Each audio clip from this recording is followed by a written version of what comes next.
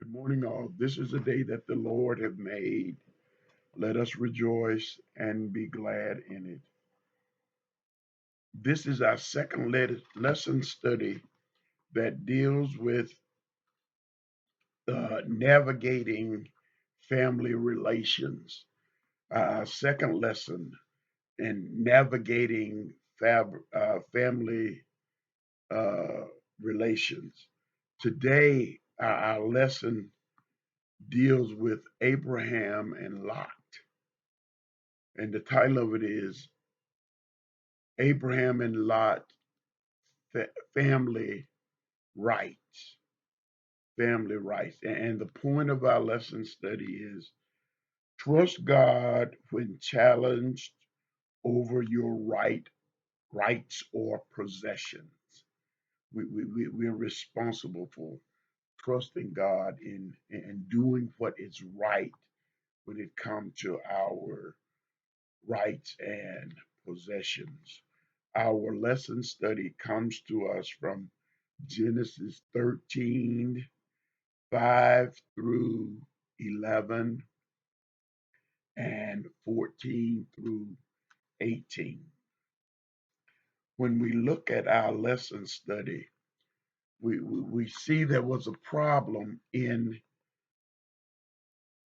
the territory. There was a problem in the grazing. The land wasn't vast enough so that the two companies or two bodies could exist without ruining the whole landscape.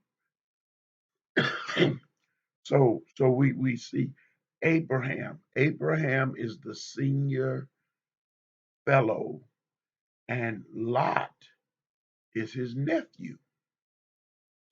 Now in most cultures, the senior of the group usually have the pick of the litter or first choice. So as we look at our lesson study today, we see some things that's happening. We see the source of the problem. We see the problem. So what we are going to do, we're going to look at it and see what is going on in our lesson study. And Genesis 13, 5 through 8, we see some things happening, and we're going to identify the source of the problem.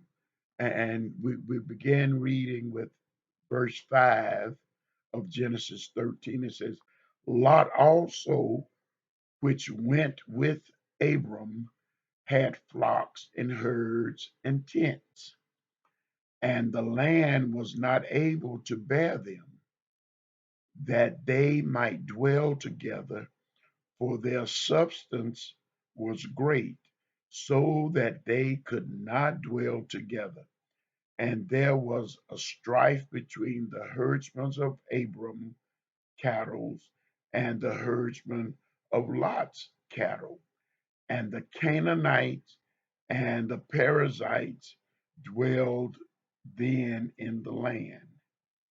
Abram said unto Lot, Let there be no strife, I pray thee, between me and thee, between my herdsmen and thy herdsmen, for we are brethren.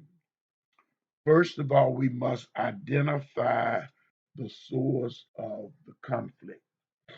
The identifying source of the conflict here is that Abram and Lot had was compact into a group of land that could not consist of Abraham's cattle and Lot's cattle.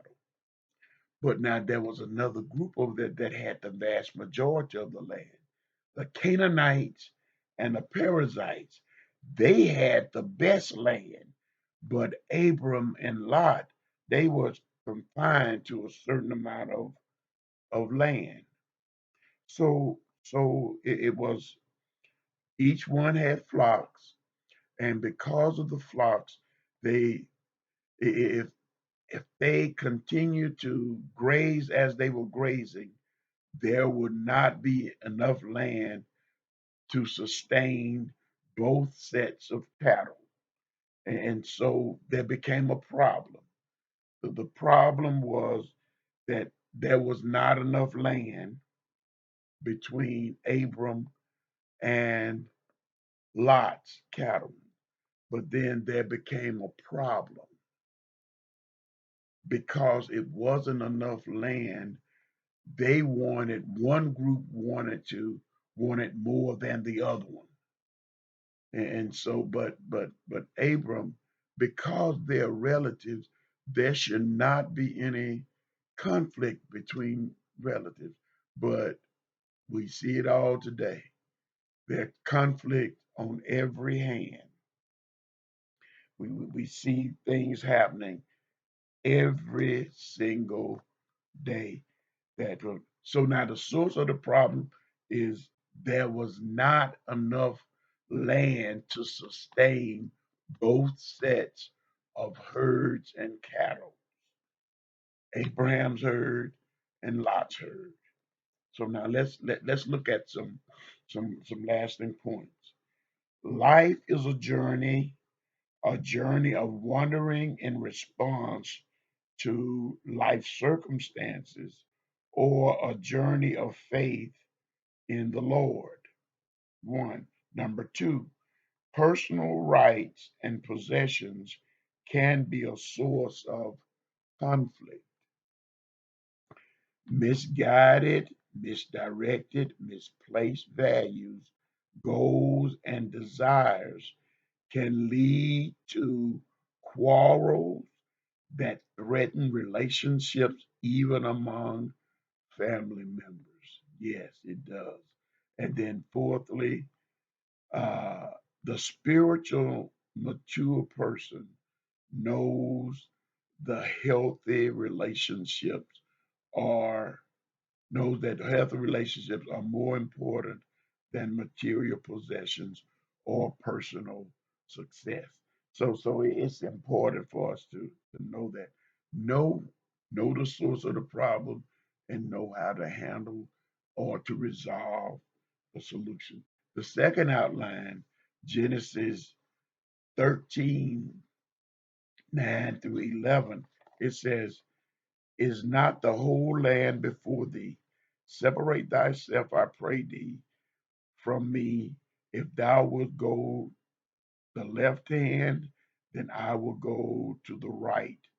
If you depart to the right, then I will go to the left. And Lot lifted his eyes and beheld all the plains of Jordan, that it was well watered everywhere, before the Lord destroyed Sodom and Gomorrah, even as the garden of the Lord, like the land of Egypt, as though thou comest unto Zoar. Then Lot chose him all the plains of Jordan, and Lot journeyed, cast, and they separated themselves one from another. Choose, choose a choose a you before me attitude. Choose, you go before me. You got to do it. And see, this is what Abraham did. Remember, I told you that Abraham, by him being the senior of the group, he had to pick up the litter. But in order to keep down the confusion and the strife, he gave Lot, the younger, the choice. Whatever way you go, I go opposite. Okay, so that's what he did, and when he did that, he gave Lot the choice. And sometimes we have to do that. We have to allow someone else a choice in order to keep down the strife so that tranquility can exist. So, so it is very important for us to choose. You go before me. It's fine. It's all right. You can go before me. So it is very, very important for us to know that sometimes you have to take the high road by standing down and doing what you're supposed to do. Here are some lasting truths. It says some conflicts are best resolved by putting another person's interest above our own. Yeah. Choosing only what one determines to be right in his own eyes may not be the best choice. Our life choices may move us either towards the wickedness of sin or the righteousness of the Lord. The third outline, Genesis 13:14 through 18, it says, and the Lord said to Abram, after Lot had separated from him, lift up now thine eyes, look from the place where thou art northward and southward and eastward and westward, for all the land which thou seest, to thee will I give it, and thy seed forever. And I will make thy seed as dust of the earth, so that if a man can number the dust of the earth, then shall thy seed also be numbered. Arise, walk through the land in the length of it and in the breadth of it, and I will give it unto thee. Then Abram removed his tent and came and dwelt in the plain of Mamre, which is Hebron, and built there an altar unto the Lord. Trust God with the outcome. So when Lot made his choice, God intervened. God told Abram, look to the east, look to the west, look to the north, look to the south. Everything that you see, I'm going to give it to you. Wherever the path of your feet trod, I'm going to give it to you. And so it's important for us when we do what's right, God is going to repay us. God is going to give what is ours. And we don't have to be pushing and shoving, biting and scratching. We don't. If we wait on the Lord, He will give us what we need. He knows exactly what we need, and it's important for us to wait on the Lord. So, and see, when we wait on Him, we can trust God with the outcome. He's going to give us the outcome that He desires for us. And also remember, trust God when challenged over your rights or possession. Trust God. Allow God to work. And as He works, He's going to provide what's best for you. So now let's look at the lasting truth. Sometimes we need the Lord to remind us of His promises and of His faithfulness to keep them. Because the Lord is faithful to His promises, we can live in confidence even in times of disruptive conflicts. In all situations and places, we are to trust the Lord, to give Him the worship He is due. So remember, even when conflict arises, when you put God in front, He will always give us the correct end. Until next time, may God richly bless you, my beloved.